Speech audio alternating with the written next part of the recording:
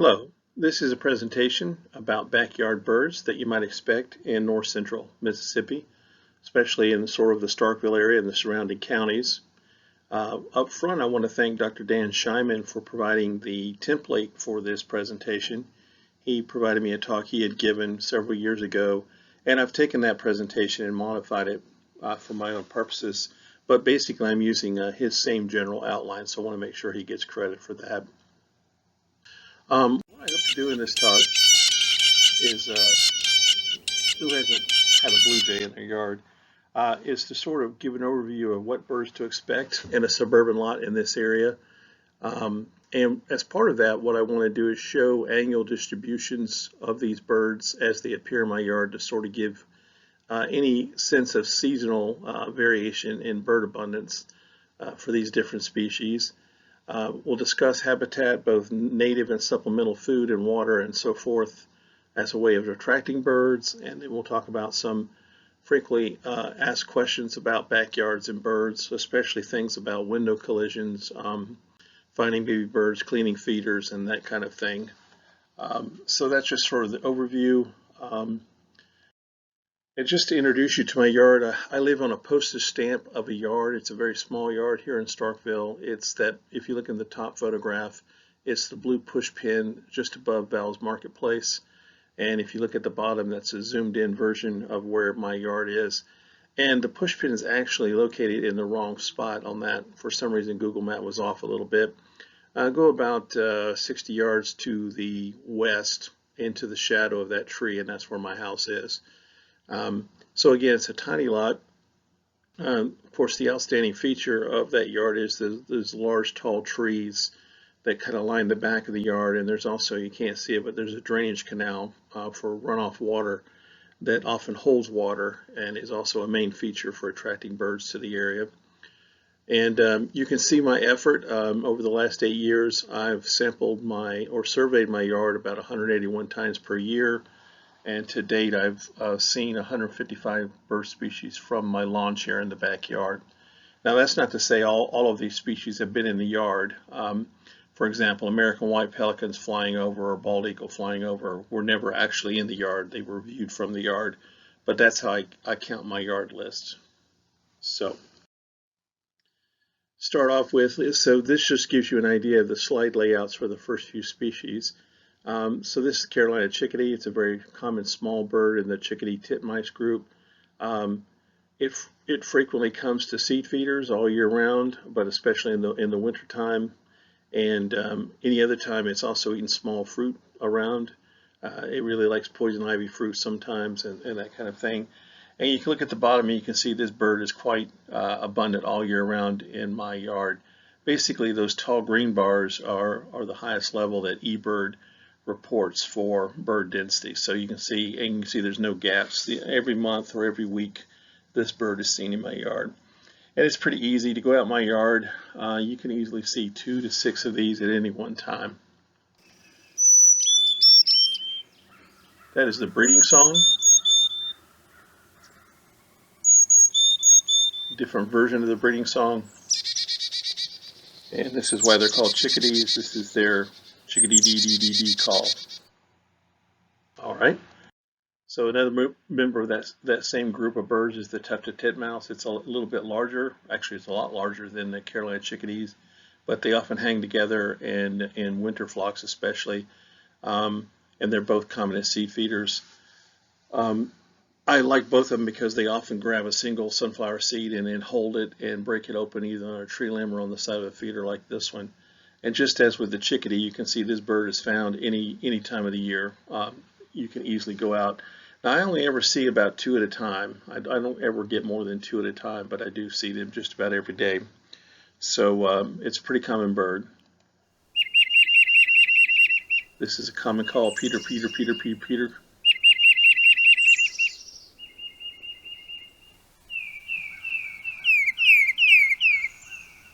And they have many sounds. This is just a couple of them. So our smallest woodpecker in central Mississippi is the downy woodpecker, and the males, of course, have the red band on the back of the head, and the females do not. So the male's on the right.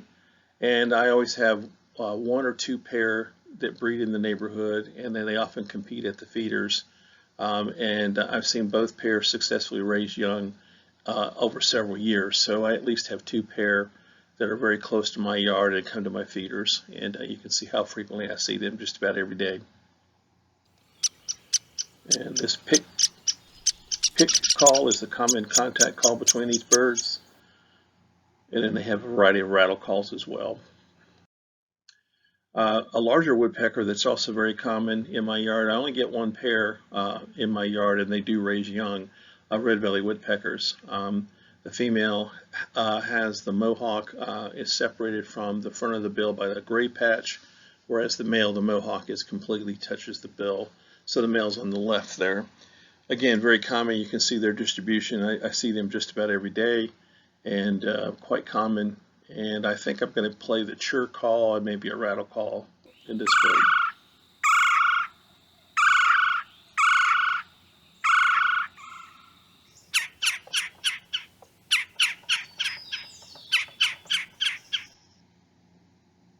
Okay. A nearly ubiquitous bird all over Mississippi is the Carolina wren, and this bird is actually quite abundant even in my little yard. I can count 4 different birds at any one time. Typically they're insectivores, but they will take advantage of seeds. Both of these birds, one of them's eating a pecan that's been broken by a squirrel, the one on the right, and the other one's at a seed feeder looking at getting bits of seed that other birds have dropped.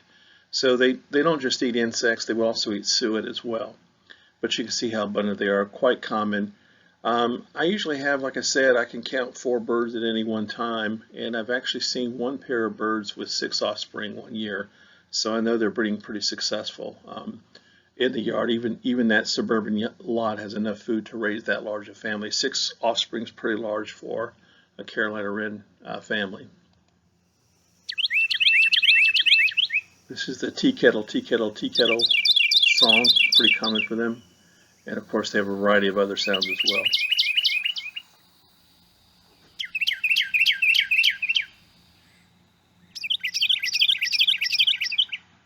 Anyway, very common sounds.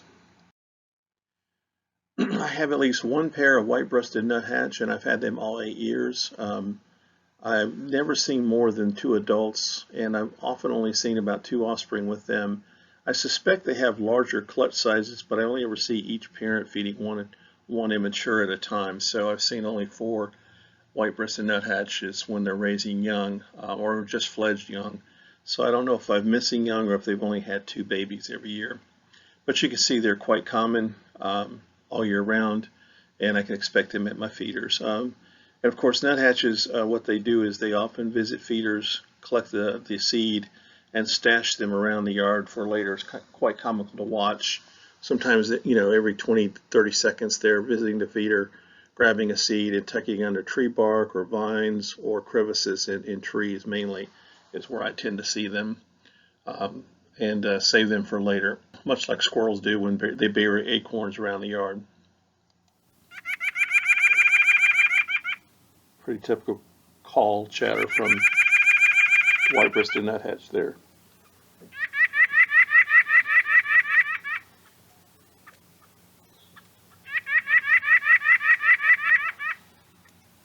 Okay. Oh, I forgot the single note calls were there. All right. So I do get warblers. I say the pine warblers year round, but there's certain times of the year where it sort of disappears from the yard, even though I know it's around. And one thing I should say about my neighborhood is I don't have very many pines. There's only a couple stands of pines with mature enough trees to support pine warbler, and essentially I basically see pine warblers really only in the fall and winter as food is starting to become scarce. They start to come to my suet feeders. I do see them occasionally year-round in other parts of the neighborhood, but actually in the yard, you can see there's kind of a gap in the middle of the summer where I don't see them, even though I say they're year-round. This is a male pine warbler. Oftentimes females are not nearly as yellow. In fact, some females are quite gray-looking, but this is what I usually see coming to, like I said, I usually see them as suet feeders, but they will also come to seed feeders in the wintertime. Brown thrashers, very common in my yard. You can see that just about every week of the year They're abundant. Now, they don't always come to suet feeders like this one's doing. This is more of a wintertime habit, but they're often digging around in the leaf litter under my big trees, looking for insects and invertebrate prey, and maybe even some small vertebrates. I imagine they could eat some small lizards and stuff like that. But they're always rooting around in leaf litter, eating insects and things like that. Mourning dove, this is the most common dove we have here in our Starkville area, and it's not a great picture, but the picture on the left shows a dove with a pointed tail, and you can see sort of the black mottling on the wings. It's highly variable, and then the blue eye shadow around the bill. That's pretty typical of the mourning dove. This is our most common native dove that we have in our area. And again, they were in my yard year-round. Now, less common is the Eurasian collar dove. I certainly have seen it in my yard, but it's by no means something I see every day. In fact, I can go months at a time without seeing it. Now, remember, this was an introduced dove. It was introduced into the Bahamas, and then it blew over into Florida, and it's been expanding its range after its introduction ever since. It certainly occurs in the Starkville area. You see a lot more of them in open spaces around here, at least like on South Farm, but I do see them in town in places as well. It sounds a little different. Its song is cuckoo-ca, cuckoo-ca. It's not as mournful sounding as the mourning dove.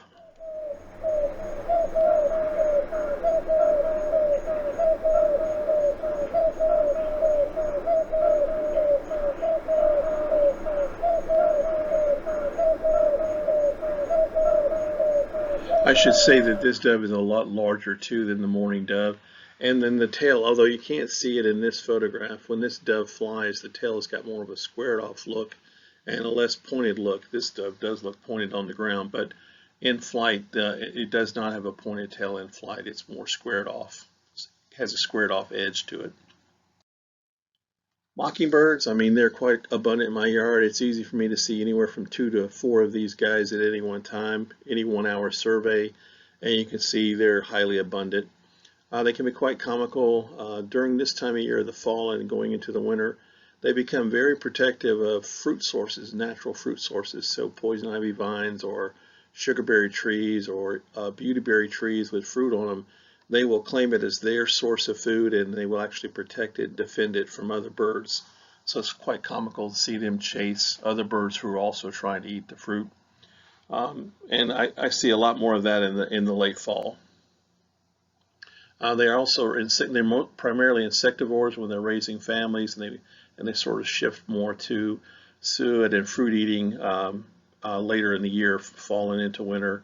Although they're always insectivores, but they do shift to their needs to more seasonable, available fruit and stuff like that in the fall. House finches, introduced species to most of America. They're ubiquitous. They're year-round here, and you can see the female is the brownish streaked one, and the males are the ones that have reddish color in them. We're going to look at the purple finch a little later, and one of the characters, if you look at that male in the upper right there, one of the things you look for to distinguish a house finch from a purple finch is to look at the notch in the end of the tail, and this one just has a very slight, shallow notch in the end of the tail, the house finch does. In the purple finch, that notch is much more deeply forked, and that's one of the characters you would see. So I just want to point that out while we're looking at this male. We'll talk about some other features when we look at the purple finch itself. These guys are seed feeders year-round, and I can get large numbers. I can see 8 to 15 of these, especially I get more of them in the fall. But most time of the year I can see 4 to 6, and then as we get to the fall, 8 to 15 is pretty common. Of course, northern cardinals are very abundant all year round in my yard. Now, I usually see anywhere from 6 to 10 during most of the year, but when I get to the deep part of winter, when food becomes scarce in other parts of my neighborhood, I've seen as many as 50 northern cardinals at my feeder at one time. That's the highest I think I've recorded. I actually counted 50 cardinal birds at my platform feeder and on my ground near the platform feeder eating fallen seed. So it's quite amazing how many cardinals can be in a neighborhood like I've got. Just some other birds. Even though I say that eastern phoebe is year-round, you can see it's more of a fall-winter bird in my yard. It's year-round in other places around Starkville. That's one of the points I want to make with including it in this slide, is there are places in Starkville where you can find eastern phoebe year-round. They breed here and they winter here. But when you're in a yard that doesn't have enough resources for breeding, you oftentimes only see them at other times of the year. So for example, this eastern phoebe is really more of a wintering bird. American robins are here year-round, but even though they're here year-round, one of the things these distribution maps can't really show is because once they rated as highly abundant, they all look even. But really, the number of robins greatly increase in the wintertime.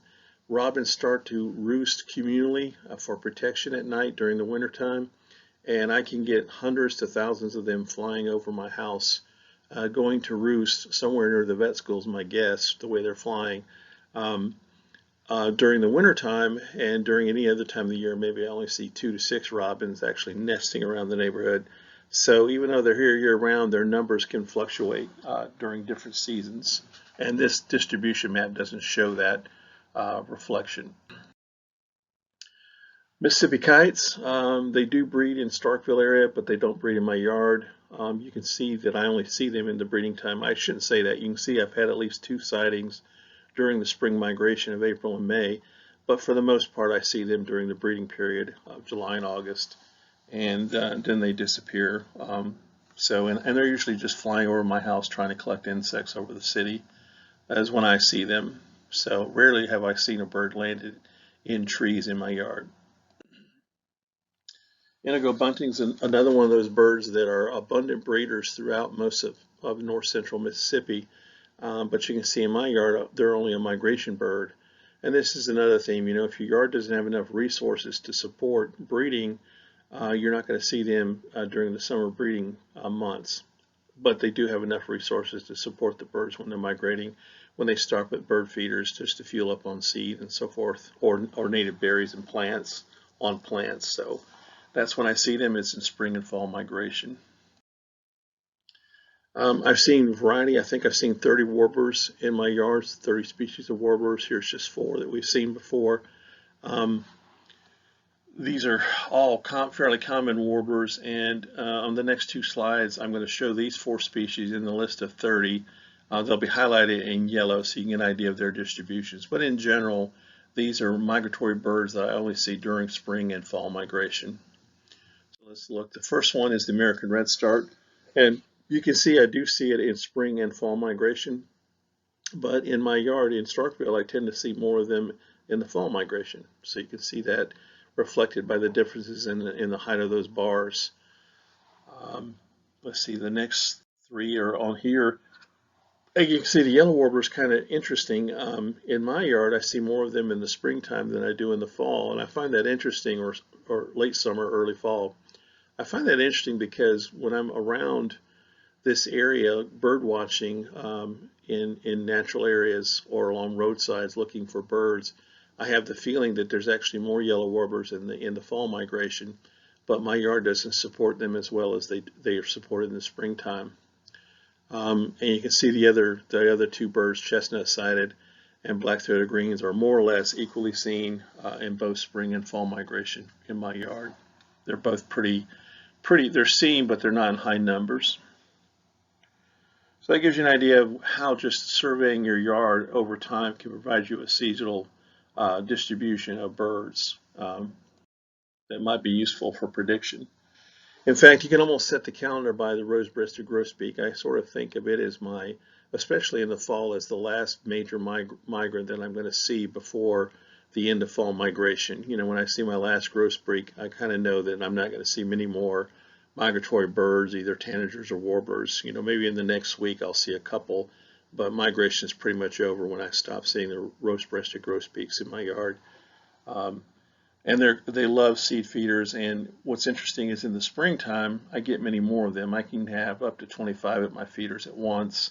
In the fall I see anywhere from 6 to 8 as a max at my feeders. So I seem to have more of them in the springtime. Baltimore Orioles, it's not a very frequent bird in my yard, and I tend to see more of them in the springtime.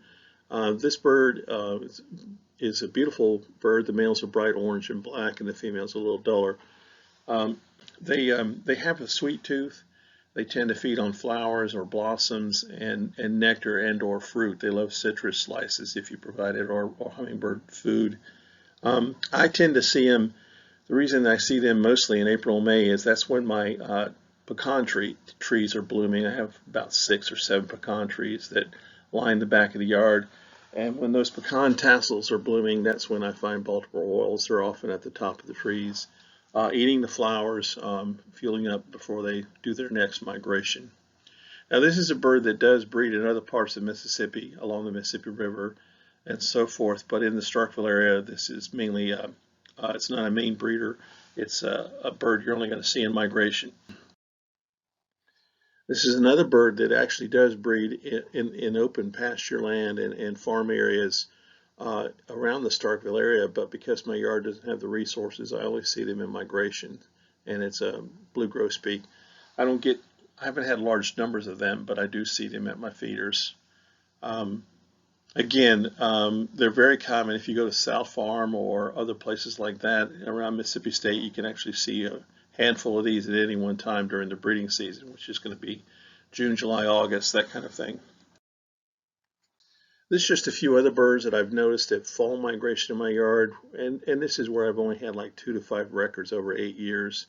Palm warbler, painted bunting, least flycatcher, and house wren. So, you know, I don't see these a lot, but it's fun to see them when they do come through. So just let you know that, you know, even though you often just think you're going to see always just the same old resident birds, you know, if you're observant, you can actually see other birds that come through transiently during migration. Birds of prey, these are the 2 that are most commonly seen in my yard. Cooper's hawks. They're year-round, but I tend to see them mostly in the wintertime when they become more dedicated to hunting birds that are going to the feeders. Barred owls, I see them also year-round, but they're much more visible to me in sort of the spring, summer when they're raising their family. If you notice on the time frame there, you'll see a big blip basically into May, early June in numbers of birds.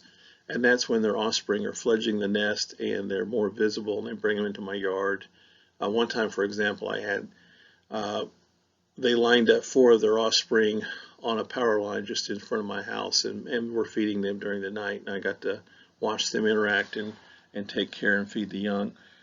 So I've at least seen 2 broods from these birds, and this year I know they were still around, and I think they just move their nest every once in a while to different parts of the block, and I get them on their feeding routes. But it's nice to have a large bird like that able to breed in a suburban lot. All right, now we're starting to get into winter birds. Red-breasted nuthatch is a winter bird that we don't see every year. This has been a good year for them here. This is 2020. Again, not every year, you know, every few years there seems to be an inundation of them for the winter. And they love seed feeders, and of course they also will go to suet. And I've had, one year I had 2 red-breasted nuthatches stay the winter, and another year I had another red-breasted nuthatch stay all winter, a single bird. And I've got one that I've periodically seen this year, but it hasn't been consistent enough to know if it's going to stay. Another winter resident, I've had 2 years in a row now where a single orange-crowned warbler has stayed all winter near my yard. They feed on fruit when they can get it, but they will also come to suet feeders, and of course they will also eat insects. So this is a bird that we only see in the wintertime in general, and you can see my yard fits that pattern. It's a nice bird to see. It's often competing with yellow rump warblers for the suet feeder, and oftentimes it seems to me the yellow rump warblers bully them around, but it doesn't seem to deter them completely. They'll back off, let the yellow rump warbler have the feeder, and then once the yellow rump warblers are done, they'll come back and get their fill and then go on. Here's the purple finch I mentioned earlier. You can't see the tails real well on these, but what I wanted to point out is some of the other differences between purple finch and house finch. Number one, if you look at the female birds, you have a white eye line and also a white throat mark that is not on the house finch. So it's actually easier, in my opinion, to separate the females over the males. With the males, one of the things you look at is the overall wine-colored look to the bird, but some house finches can fool you. They can look kind of wine-colored. But one of the things I look for is if you look at that bird on the lower left in particular, if you look at the streaks, the lateral streaks of that bird, they're burgundy colored, with maybe a little bit of brown to them. But if you look at a house finch, those lateral streaks are much heavier, black and brown looking, and there seems to be more of them, and they're heavier. And so that's one of the things you look for. So if I see a notched tail and heavier brown or dark streaking, and less of a wine color, I think it's a house finch. And that's usually the kind of thing I look for. And so you can look at the distribution, and you can see this is clearly a winter bird coming in late fall and staying at the feeders during the winter time. American goldfinch is similar. You know, I start to see stragglers coming in the late summer, but really the bulk of them come in late fall and spend the winter. And you can see they often don't leave until first week of May. During most of the winter time, the males do not look this pretty yellow and black. They're very dull looking. And in fact, they're just getting their pretty colors, that yellow and black, just when they leave. It's almost like once they get to be handsome, they're gone. Now, some American goldfinch do breed in the Starkville area, but of course my yard can't support them. We don't have high numbers. Their densities tend to be higher as you go further north in the state. This is a common call song between them. Potato chip.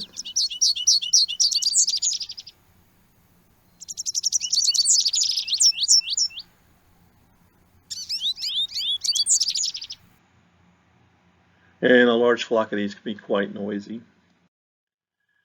This is a terrible photo of a cedar waxwing because all the key characters are hidden. They're called cedar waxwings because of these red waxy patches at the wing tips. And you can see a hint of the red, but it's really blocked by the tree limb in this photograph. These birds are predominantly berry eaters. They will also eat flowers and nectar of flowers, but they're predominantly fruit and flower eaters. And you can see they're more of a winter bird, and again, they often stay pretty late. They're often here to the end of May. And you can find them in large flocks, and you can have just a few birds, but you can also have flocks of several hundred, swamping a yopon holly tree and stripping it of its fruit. It's not an unusual sight to see in the wintertime around here. They have a very high-pitched, kind of wheezy song or sound, and you'll hear in a second. Some people can't even hear at this frequency.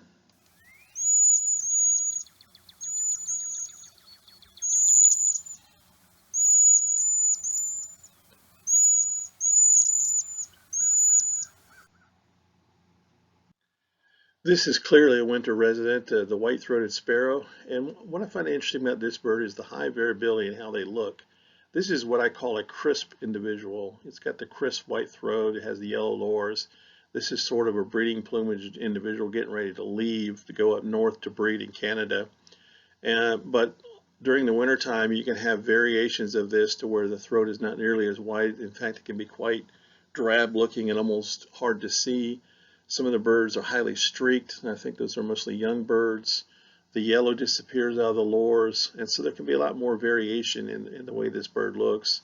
And again, you can see it's mostly a winter bird, fall winter bird in my yard. I see quite a few of them. I've seen as many as 15 to 20 at my feeders at any one time. And I think I have their song here, which is, the mnemonic for it is Old Sam Peabody, Peabody, Peabody.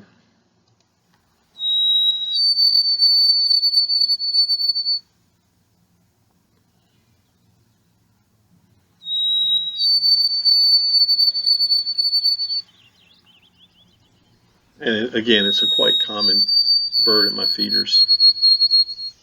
This is a less common bird at my feeders. Again, it tends to be a winter bird, but I just don't sustain a lot of these at my feeders. Dark-eyed junco. You know, I get a handful at a time and then they disappear, and I only get them for a couple days a winter.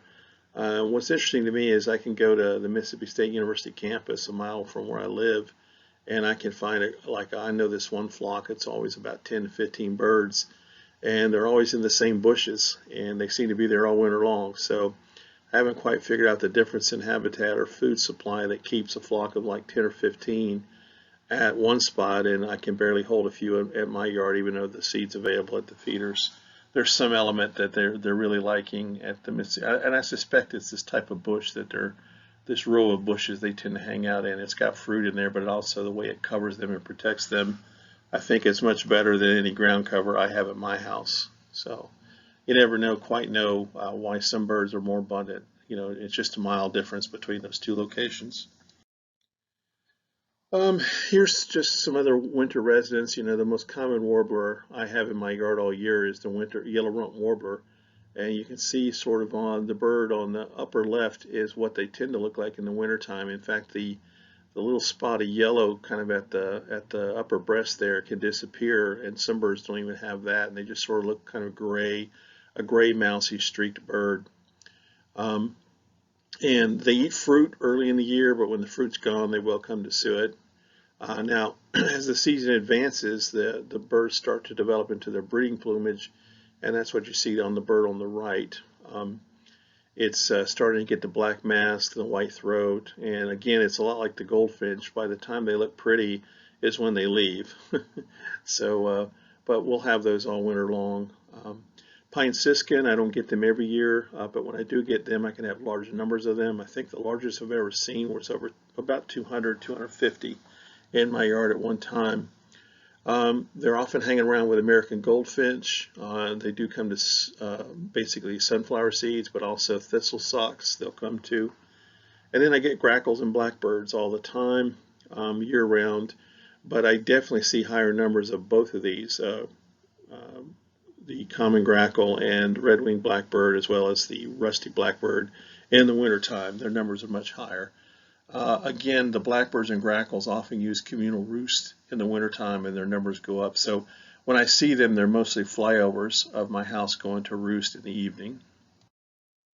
And this just reiterates all the ones in yellow are birds from the previous slide. And again, you can see the pine siskin is clearly a winter bird, and so is the yellow-rumped warbler. And then the other two birds are much more year-round, but again, I have higher numbers of red-winged blackbirds and common grackle in the wintertime based on their flyovers to roost. All right, so that just gives you a flavor of some of the birds to expect in a suburban yard. And you can see, even a small yard like mine, I mean, I've been able to see 155 species, and I'm still looking. So, and I don't even work to provide the proper food and habitat like it's going to be recommended here, but mainly because I rent and don't own the property. So just like other animals, limiting factors for bringing birds is going to be these things: food, water, nesting, and shelter. And of course, they need food, water. That's basic. Nesting is going to require, places to securely hide nest and shelter from predators, and to be able to hide from a hawk or something that's trying to attack them. And then we have to talk about supplemental versus natural. What you're going to find is we're going to talk about some of the work of Dr. Doug Tallamy. He's sort of an entomologist, ecologist. Basically, anytime you can go natural and provide natural habitat, native plants, it's better. But birds will certainly take advantage of supplemental both feeding and watering, as well as nesting sites if they are available. So you can do both. In fact, most people try and do both. And so here's an example, natural. I consider, even though this is a man-made pond in the upper left, it's kind of a permanent structure. It was put there as a water source for wildlife. So even though it was made by man, I do consider it sort of a natural watering hole. It's planted with aquatic vegetation, and anyway, birds will use this as a water source for bathing and drinking. And then the other photo is either a creek edge or a lake edge or a pond edge, and if you have sandbars like that, the birds can get on to bathe and drink and obtain their water that way. So those are always good. If you have those kind of features in your landscape, you're going to attract birds, because all birds need to drink. But of course, you can provide supplemental bird baths. The best ones are shallowed and inclined, no more than 3-inch water depth. They have a rough surface on the bottom so the birds don't slip. Concrete's good for that. Dripping is always good. Some people have fountains that move rapidly, but even just a slow drip is very attractive to the birds. They hear the noise and they see the movement, and it attracts them. And of course, anytime you provide water to any wildlife, you need to keep it clean and keep organic debris from decaying in it and generating bacterial soups that might make your birds sick. So cleaning is always important. I basically clean mine daily, rinse them daily to get any heavy debris out, dirt out of there. And then every few months I actually completely dismantle it and hygienically clean it with soap and water and maybe even bleach some of the surfaces to kill things, and then I'll put it back together. I don't do that every week. I do it, every month or so. It's not so cold up in Starkville that most our bird bass freeze, but I guess it can happen. And so some of these bird bass often have accessory heaters, or in this case, I think it's a light bulb underneath the bowl, that if you turn on that light bulb, it'll keep the heat from the bulb, will keep that water from freezing in a cold winter's day, which is going to be essential for birds when they're trying to drink or bathe in the wintertime. This is actually my crude drip water system that I use in my Starkville yard. It's a carboy that's used in home brewing, for making beer, and it's got a spigot valve that I can turn and adjust and let it drip just a few drops per second or so. It's actually a drop every 5 or 6 seconds, and it's about a 2.5, 3 gallon carboy. And if I drip it slow, I can go about 2 days of drip before it runs out. And then the catch pan is just a shallow tray. It's only a couple inches deep. And you can see I've got an inverted clay pot saucer that's normally used to catch the water of a house plant. I just turn it over to be a platform, and then I put pea gravel in the rest of that tray to give the birds something to stand on if they want to bathe. And it just drips, and I try and keep the leaves out and that kind of thing and keep it clean. And this just shows you some of the birds that come to it. They learn where it is. And you can see even the red-bellied woodpecker. That's one of the reasons I put it on a stump. The woodpeckers can grab a hold of the wood and actually go straight to the spigot and drink the water right out of the carboy, and this red-bellied male likes to do that.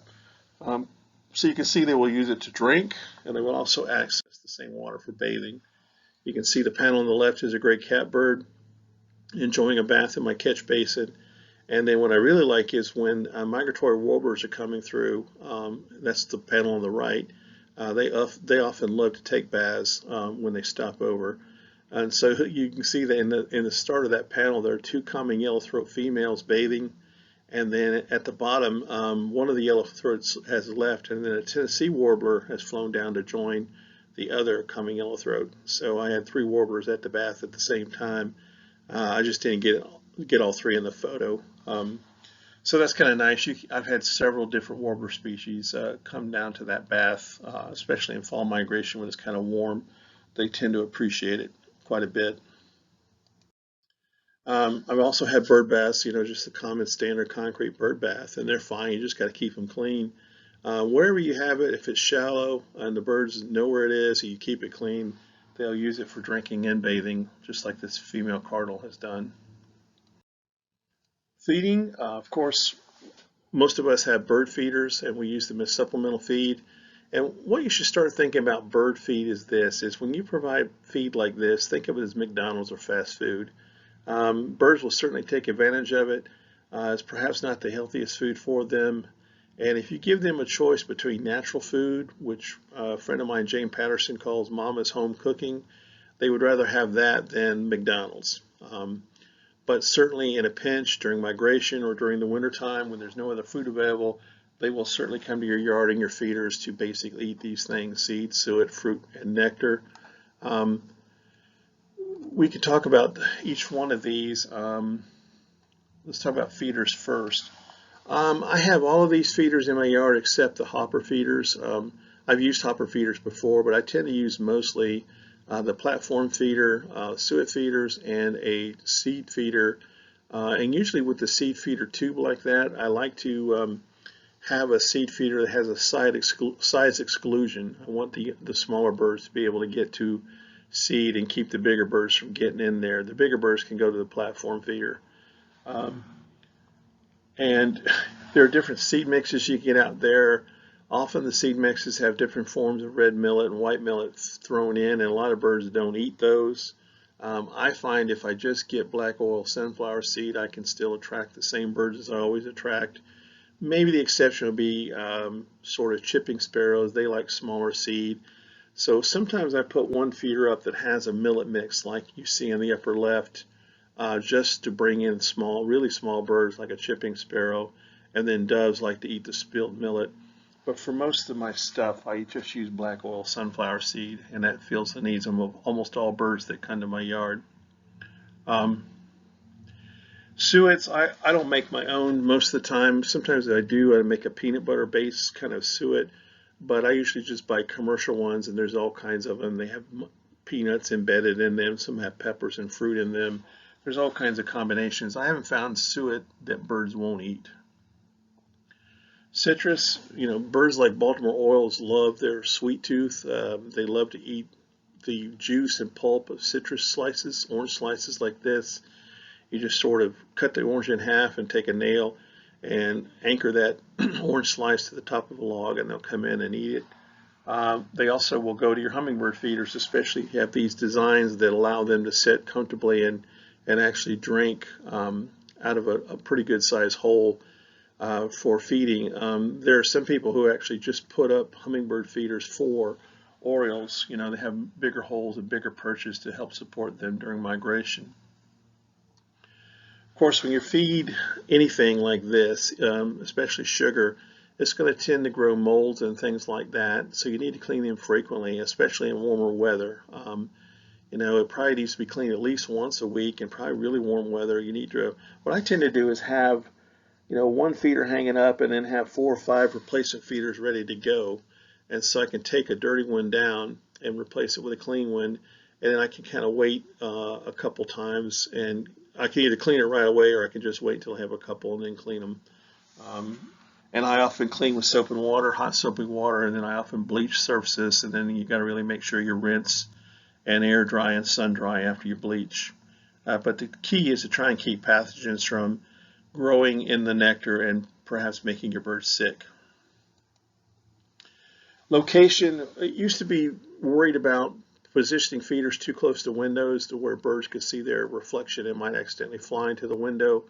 We're going to talk about window strikes later here, and people are kind of saying it really doesn't matter if you do other things to protect your birds from window strikes. You can have your bird feeders close to your house and windows. A lot of people like them close to a porch where they can view them. What I tend to do is put one stand of feeders close in case there are shyer birds that don't want to come close, and then I have something a little further back, and that way I give the birds a choice. Birds that are already comfortable with my being there, they're not alarmed, and they'll come onto the feeders. And then like new migrants coming through the yard are maybe a little more unsure, and they'll go to the feeders that are further away from the home. So I tend to put out feeders that way, an array of feeders at different distances from where I'm going to be viewing the birds. Squirrels. I have friends who just have all-out wars against the squirrels. They're putting up shields and guards to try and keep them from getting in the feeders. I just gave up and start feeding the squirrels, and I find that's a better strategy than constantly worrying about how much seed they're going to get out of my feeders. The strategy is if you give them their own rich source of food, they'll tend to leave the other seeds alone. So if you put up a peanut feeder like this and the squirrels have access to it readily, they won't be nearly as interested in the sunflower seed feeder, the platform feeder that you have out for the birds, and they tend to ignore it. Now they do come occasionally, but not nearly as the frequency if I didn't have the peanut feeder there. So here are the typical feeders that I use in my yard, the platform feeder, and you see all 3 of these have sunflower seed. Like I said, the blue feeder is a tube feeder with a size exclusion. Only my smallest birds can get in there. The birds that can get in there are chickadees, titmice, goldfinch, siskin, and house finch. Those are the only, and chipping sparrow. Those are the only birds that can get their heads into that small hole. And then I have this mesh feeder here that a lot of the larger birds and even the woodpeckers like to come to grab seeds. And that's sort of my workhorse feeding seed feeding stations. And this just shows you some of those. So again, I often put up thistle socks for the siskin and the American goldfinch. That's what you see in the upper left. And of course, many birds come to suet, especially in the wintertime. And you can see the size exclusion down there with the goldfinch and the house finch sticking their heads in. a house cardinal would not be comfortable sitting on that feeder and couldn't get its head into the hole anyway. That's homemade suet there with peanut butter in the middle there with the cardinal, and of course hummingbirds. The point of that photograph is to let you know that you're going to have to watch the kind of hummingbird feeder you put out, because some allow easier access for honeybees than others, and especially in the fall migration in September, if you have the wrong feeder up, the honeybees will just drain you. They'll drain you of 50 pounds of sugar a week if they can get easy access to the fluid. So newer designs in the hummingbird feeders makes it harder for the bees' tongues to reach the fluid, whereas the hummingbird's long bill can still reach it. And some of them have bee guards on them. They just sort of lift. They have a shield that keeps the bees from getting on there. Different strategies work. You just may have to experiment. This is not a good one. The honeybees easily can get their mouth parts into the feeding hole, and they will drain that feeder. My yard, because of the seed, especially the platform feeder and drop suet, attracts many other animals, including these mammals, and some people are annoyed by these. I don't think of them as pests. In fact, I like seeing them. And in fact, some of these animals, especially the rodents and snakes and lizards, become prey to other birds. So I've seen blue jays eat snakes and lizards, and I've seen my owls. I've seen their pellets thrown up. Their fur pellets have many skulls of cotton rats and things like that in it that I see in my neighborhood. So some of these critters are actually prey for some of the larger birds. And I've actually seen, with squirrels, I've actually seen red-tailed hawks attack my squirrels and kill them several times. So the squirrels themselves are prey for large hawks. So this just shows you some of those critters I've seen in my yard. Cotton rats are quite common under my platform feeder, and the raccoons, especially in the wintertime, seem to come by nightly, and they often wash their hands in my water supply, and they often eat seeds and suet. If they can get to the suet, they'll wreck it and eat it all. But again, I really don't mind to have those other critters. All right, so this is the part of the lecture that's really most important, is what everything up till now has been talking about supplemental food, providing artificial water feeders, artificial seed feeders, and so forth, suet. But one of the points we need to make is birds and bird breeding in particular. Raising new birds is so much better if you do it in natural landscapes, or landscapes that may be less natural but are loaded with native plants. And the key you need to understand here is these plants can provide the seeds and the fruit and nuts as food themselves, and also flowers. Many birds eat the flower and nectar of these plants. But even more important is the insects. Baby birds, 96% of our songbirds in North America require caterpillars, soft-bodied caterpillars, to be fed to their baby birds. And so it turns out many moths and butterflies choose native plants. They recognize only the native plants as food sources for their young, and they tend to lay their eggs on the right food sources. And if you have a non-native plant that the insect doesn't smell and recognize as food, they're not going to lay their eggs on it, and that plant will not raise caterpillars that can be fed to birds. And also, when you're thinking about landscaping your yard, you want to provide food year-round. You want some plants blooming in the springtime, providing flowers and nectar. You want some blooming in midsummer. You want some blooming in the fall. And at the same time, you want others providing seeds and fruit and at different times of the year as well. And that way the birds have a stable, predictable food supply throughout the year. And of course, most of the insect production is going to be most important in the springtime, March, April, May, into June, when most baby birds are being raised. So one of the guys that's been a major champion of using native plants in our landscapes, in our urban homes, is Dr. Doug Talamy. And we actually had him here at Mississippi State a few years ago, gave a nice lecture on this topic. But he's done a lot of research in his studies at University of Delaware, where he's investigated, what it is that songbirds use to raise, what are the prey they feed their baby birds when they're raising families, and what species are actually being fed. And of those caterpillars, what are the food sources for the caterpillars? Which native plants are necessary to raise those particular caterpillars. And more recently, he's really been championing our thoughts about what is nature, trying to change people's attitudes about thinking about nature as where they live and their backyard is really part of nature, and not thinking of nature as a special place that you have to go find somewhere else. So if you ever get a chance to either listen to a webinar or read these books, if you had to read one of these, I've read all three. I think Bringing Nature Home would be a good starter book if you have not read him before. But either listening to him or reading him is a good thing if you want to learn more about this topic. But his basic thesis is this, and this was certainly true when I was growing up. When people build houses in urban, suburban neighborhoods, they tend to strip the landscape. They bulldoze, knock out the native trees and plants and put up an empty lot. They even with backhoes and whatever, can scrape off the dirt, bring in topsoil that's not native, and then they put in a lawn, and then they put in these gardens around the house in an aesthetically pleasing way, maybe a pattern that fits the rest of the neighborhood, and maybe it looks aesthetically pleasing, but none of these plants, especially if they're not native, which most of the time they're not, they don't serve as food for our native caterpillars and moths. I'm sorry, our moths and butterflies and our caterpillars, and therefore they're basically a sterile environment. The insects don't recognize them as food. In fact, he says, they might as well, non-native plants might as well be plastic. They're not viewed as food by many insects that need to raise their young on the foliage. And whereas the native plants that have evolved for eons with the insects here have developed long-term relationships where the adult insects can smell the right plants and lay their eggs on them and guarantee that their caterpillars will feed on the right foliage that will lead to proper development of new moths and butterflies.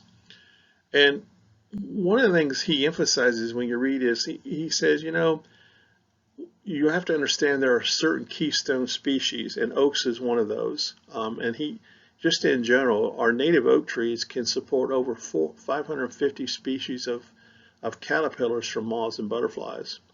So he says, if you have limited space or limited time or limited energy into planting native plants, at least go for some native oak species that would support these kind of caterpillar numbers. And if you do so, you'll provide this kind of food. And the critical thing is caterpillars are soft-bodied insects. They're juicy and squishy, and it's easy to get into the crop of a bird without injuring it, a baby bird, and it's easy for them to digest, and it's full of protein and fat. And so when you look at a landscape like this, you can see there's a buckeye plant that provides nectar. You got mulberry trees that provide fruit, and then you have soft-bodied insects like caterpillars. And of course, if you have flowers that help feed the adult butterflies and moths, that's also useful. And then you have a whole host of other invertebrates, insects and worms and so forth that are available to a naturally landscaped lawn that the birds can eat and take advantage of.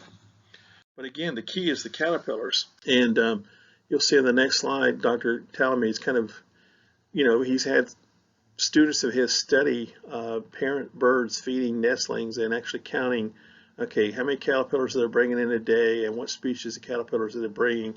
And once they know that what species they are, they look around the neighborhood and see what plants are supporting the growth of those caterpillars, so you get a full picture of what you need to plant to support raising these kind of birds. And so here's kind of what he's found. If you look at a Carolina chickadee, he's found it takes 9,000 plus insects to raise 4 chicks. And that's an incredible number. And if you look at the size of a chickadee, it's only 1/3 of an ounce. And then I show you a couple other common species, and you can see the cardinals 1.5 ounces, adult blue jays 3 ounces, and a Carolina wren's 1/2 ounce. So all of those are bigger than the chickadee, and obviously would require many more caterpillars to raise their young. One of the things that he has shown is that these parents are visiting their offspring about 400 times a day through about a 12 to 16 day period when they're raising these young. So it's not only do they need a lot of insects, they need them daily in a big crunch. So You need a lot of native plants or large native plants, trees and shrubs and things like that that can support large numbers of caterpillars. And then this is the other thing he's really trying to change is that there's this view, and this is certainly when I was a kid, that, and I have trouble with this at times now, I still sometimes think of nature as a place I need to go visit. It's a landmark, a park, maybe it's a wildlife management area or a national wildlife refuge that I have to drive 10 to 15 miles to go see. Think about Knoxville just down the road. But he points out, look, 85% of the land east of the Mississippi River is privately owned. And he basically said it's a huge amount of acreage that we're ignoring because we're putting all our emphasis on these small parks, or maybe they're not small, but relative to the continent, they're small. We're investing a lot of time and money into just these limited natural areas, and that's not going to save species. And his argument is, if 85% of the land across the Mississippi is this fragmentation of suburban neighborhoods, the best hope for our wildlife is that we learn how on our own homes and yards to make them more able to support nature on their own by changing the way we interact with our landscape, not stripping out everything and putting in non-native plants. And in fact, he says it's a responsibility as the human population gets larger, the situation becomes much more dire for our wildlife. And so he actually says it's more important for us to do things like this. This was once a suburban lawn that was mostly grass and non-native plants. And then over just a period of a few years, this person converted the lawn into this kind of appealing landscape with many native plants and flowers. This is what he's talking about. This is, even though maybe it's not a complete natural system, this certainly will operate as nature and will provide a lot of insects that will also support a lot of bird breeding and other wildlife. So that's what he means. Turning your lawn from a sterile, freshly mown, crisply mown lawn into something like this that can actually support wildlife. And you don't have to do it overnight. He talks about strategies for gradually replacing your your non-native plants with native plants to get this over just a period of a couple years. To help you, here are some sources of native plant finders.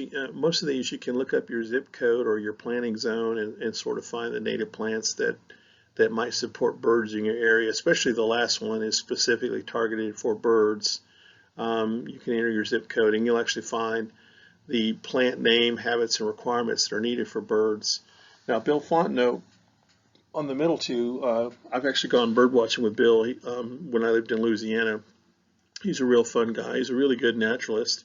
And as part of your handout for this course, I put out the avian frugivory in Louisiana. I like that one because that's one of the things he focused on was fruit trees, native fruit trees and birds that use them. So if you go to that document, you'll see most of the native plants that can grow in Louisiana. Many of them also grow in Mississippi. And you'll see which birds will actually utilize the fruit of those plants. So that's kind of a nice guide. And then he also has, you can go to his Facebook page and request Nature Gardening of the South, and he'll send you a copy. So those are very helpful.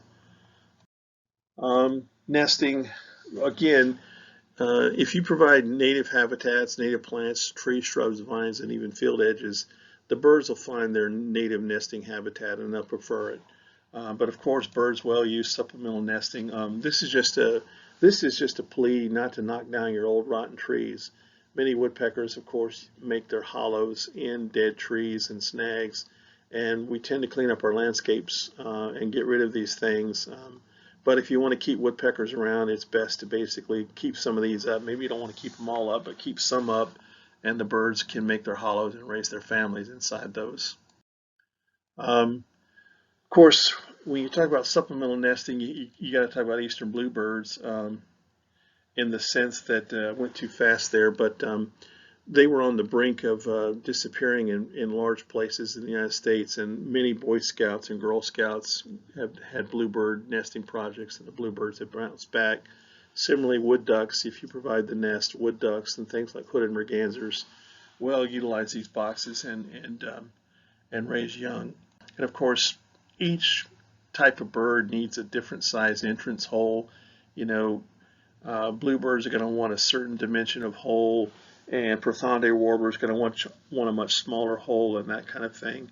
Here's purple martin. These are the plastic gourds that are a little bit easier to clean than the natural gourds, and of course they weather better. If you go out to Knoxville Refuge, you'll see houses similar to this. Some birds don't like to be in a completely closed-in hollow to nest, and they prefer like an open platform like this. And then location, you want to put it as close to the natural height that birds would normally use, so some birds like cardinals and mockingbirds are fairly low to the ground. You wouldn't want to put their nesting structures if you're going to provide them something very high. But at the same time, you've got to worry about predators from house cats and things like that. So there's a strategy of getting the right height, but also hiding it somewhat from predators. So it may take some thought and about your landscape and where to put these things for the best protection of the bird. Nesting material, again, if you have a fairly natural landscape, the birds are going to find what they need, and you don't have to do much else. They'll get plant materials, and some of them will get feathers and hairs from other animals and line the nest with them. Predators are something to worry about. Snakes, raccoons, and things like that will climb up into these nest boxes and eat either the eggs and or the young birds. So these metal skirts are a pretty good deterrent for some of those predators. Keep them out. And then cleaning, now some birds do multiple broods a year, but when you suspect the birds are done with their seasonal raising of young, it's always a good idea to go in there and kind of clean out the old nesting debris, all the nesting material, and anything that might rot over time and become kind of unsightly. Go ahead and clean it out and have it ready for the next year. Again, shelters, it's better to have natural. When a songbird is trying to get away from a hawk that's chasing it, if it can dive into cover like this hedgerow or this native plant row, it can hide and get away from the predator. So just having the native thickets and tree lines and shrubs and things like that helps provide cover both for nesting but also for getting away from predators. Brush piles. This is one thing I really like. I like to have brush piles because many sparrows love to get in there, and you can have multiple species in a brush pile. And I often have my brush pile not too far from my platform feeder so that I can see different species of sparrows at any one time.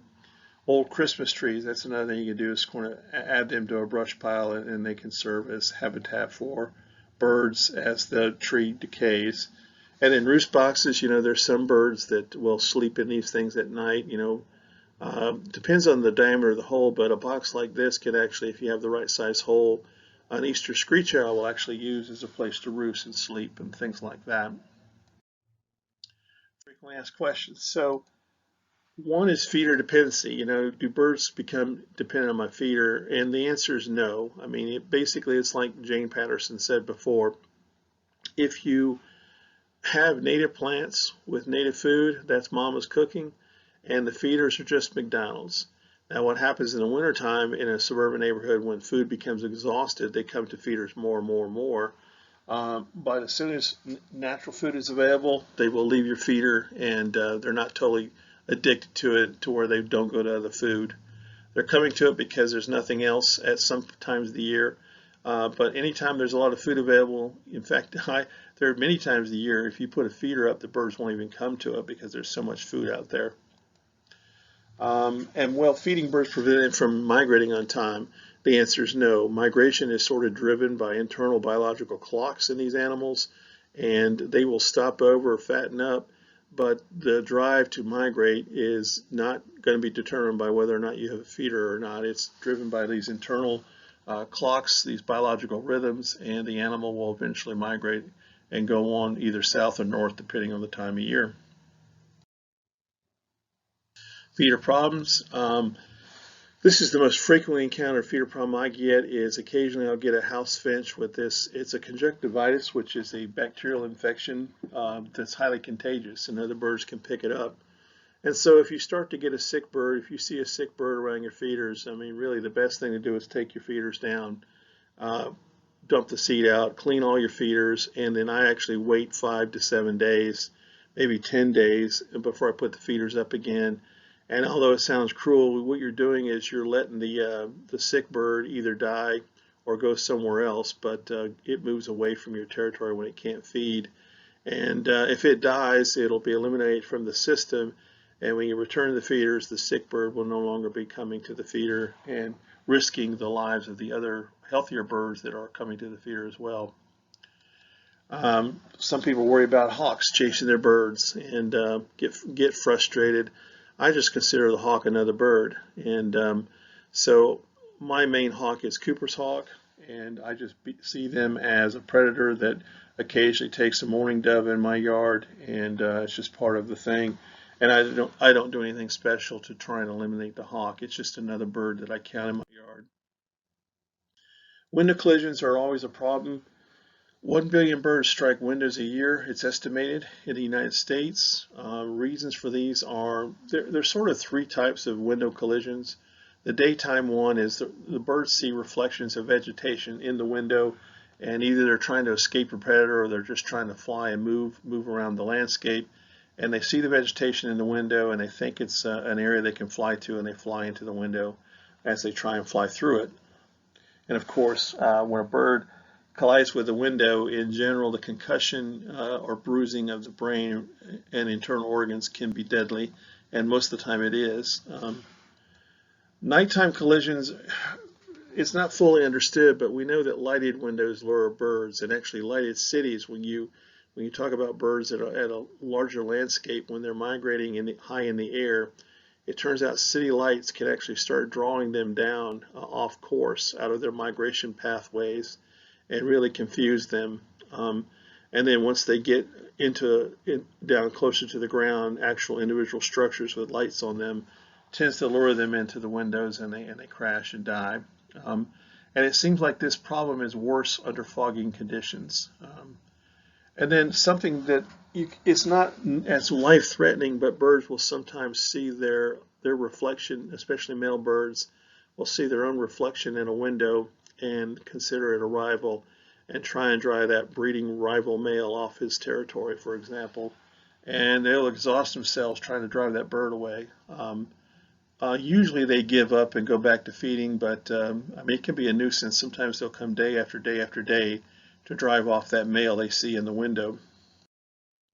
What can you do about it? Well, again, why do they fly into it? It's because if you can see a reflection, if you can go outside and look at your house window and you can see a reflection of trees and bushes in it, so can the birds. And if they're trying to escape a predator or just move to an area, they will actually fly into the window.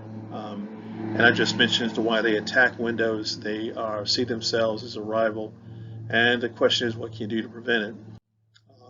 So here's what we mean. If you can see that, so can the birds, and they will fly right into that window panel to try and go to those pretty trees over there. Again, if you can see the reflection, so can they. And then this is what happens when the dust from the bird that struck that window pops off the feathers and leaves a mark. You know a bird hit that and probably died and is in the shrubs below the window. All right, so how do you deter them? One of the things you can do is do temporary marking on your window with some kind of temporary paint or soap, and you mark grids. If you put 4-inch vertical lines down the window, that can deter birds flying in. 2-inch horizontal spacing will do the same. And then if you really want to keep hummingbirds from flying into a window, you need to do a 2-inch by 2-inch grid on those windows. There are some tapes you can buy that they basically tape permanently to the outside surface of the window. And on those tapes, the grids are marked already, so you don't have to worry about spacing. You just have to get the tape on the window. And those work pretty well. Another thing is these things called Zen curtains. These are basically long strings or small ropes that hang, and oftentimes they're put inside the house. It's probably better if you do them outside, but they hang vertically at that 4-inch spacing, and a lot of birds don't want to fly through that. Um, Another thing is you can actually put mosquito netting or other screens outside of the window. And one of the keys to do here is if you're going to use this as a way to keep the birds from hitting the window, they still might see the reflection and from a distance and fly that way. So it's good to have the screens a few inches from the surface of the window so that if a bird does continue to fly toward the glass and they hit the screen, they actually bounce off the screen without ever hitting contact with the glass. So kind of like a trampoline, they don't actually hit the glass because the screen's got, you got a 4 or 5 inch barrier between the screen and the window. You can also get, these are really good, somewhat expensive, but this is really effective. There are these one-way transparent films that when you put on the outside of your window, really cuts down on the glare. From the inside, you can see outside like normal, but it really knocks off the reflection and makes the window look solid, either white or kind of white or cream colored or sometimes black depending on the film, but from the outside so the bird does not see the reflection, and that really cuts down on collisions. Here's sort of a Zen curtain, and you can see again the strings are inside. You can still see a glare, but if the birds can see those strings, they're not going to want to fly through it. So that's what we mean by Zen curtain. This is much better. This is sort of that mosquito netting I was telling you about. It's in front of the glass window, and the bird, it's really going to cut down on the reflection. And even if the birds do fly into it, they're going to hit the screen, which is going to be a much softer hit collision than hitting glass. All right, so another issue is the light noise we mentioned. A lot of these recommendations are for big cities because it turns out the big city buildings are one of the biggest problems. A city like New York has so many tall buildings, but many of these recommendations are for those situations, but you can kind of look at them and apply them to your own home. Turn off the exterior decorative lighting, atrium lighting, any lighting you're not using at night, cut off. For security lights, it's better to have sort of motion detectors that turn the lights on when there's an intruder, but the lights aren't on all the time. And the idea is you're trying to cut down on noise pollution, light noise pollution that's always there, and reduce it as much as possible so you're not confusing birds that are flying over. Now again, a lot of these recommendations are for big buildings, multiple story buildings, high skyscrapers in cities. And the idea is our cities are killing a lot of birds because as a city is a bigger light source than a single house. But again, even your house, I walked around Mississippi State Library one time at night just to look at the windows, the lights were on, and the next morning I found several dead songbirds during migration months. So anything, even a smaller building like that can be a killer of birds, and even your house can be a killer of birds. So whenever possible, reduce basically the light pollution around your home. Here's some other questions we get. What I do about when I find this orphan baby bird, and in both these cases, leave it alone. The bird on the lower right is a newly fledged mockingbird, and its parents are nearby, probably collecting insects to feed it. It's really not orphaned. Just leave it alone, and the parents will continue feeding it, and it will eventually be able to fly and take care of itself. The baby birds in the nest there are begging for food, but again, they're not likely abandoned. The parents are probably just off collecting food, and they see you looking at the nest, and they're just holding back until you go away. So in both these cases, it's just best to leave the birds alone and let the parents take care of them. Want to learn more about birds? Certainly these magazines are quite popular and easy to get a hold of, and there's a lot of information about supplemental feeding as well as landscaping your yard for more natural feeding of birds in this magazine. Books like this are really important to read. Again, Bringing Nature Home I highly recommend to sort of look at the philosophy of providing natural plants as landscaping for your birds. Very important to read, and then Audubon has a similar guide as well. And then these websites are beneficial, both Audubon and Home. And a lot of the strategies for reducing window collisions can be found at Audubon and Home. And then if you just want to learn about birds, you can go to Cornell's All About Birds site. And then there are different activities you can get involved with your bird watching. You know, you can participate in the Great Backyard Bird Count. Feeder watch is another one you can do, actually counting feeder birds. And then even Christmas bird counts, depending on if your yard is within a Christmas bird count circle, your yard can actually be included in that count as well. Uh, so there's a lot of reasons. I mean, having backyard birds is just fun. I mean, I'm a birder. I like going out places to hunt down birds in new areas, but I also just really enjoy drinking coffee in the morning and spending an hour watching my birds. So it's something I'll always do for the rest of my life, most likely. So I'm interested in encouraging them to my yard. All right, with that, I'll take your questions. Thank you.